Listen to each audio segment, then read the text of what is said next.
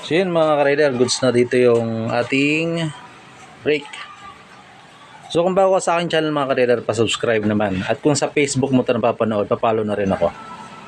At paki-like na rin itong video kung nakatulong sa inyo. So pag bleed mga ka-rider, pindutin nyo na lang pindutin. Tapos pagka pindot nyo sagad, habang nakasagad ka ng pindot dito, buksan mo lang to. Ayan. Buksan mo lang. Tapos isaglit lang yan bukas, sara. Tapos ka uli, bleeding ka uli. Bleed. Pindot. Tapos di na mo ng sagad. Tapos may bubugang brake fluid. Sara uli. Sara lang kagad. Tapos yun hanggang tumigas na maging ganito. Okay. So yun mga ka-rider, goods na dito yung ating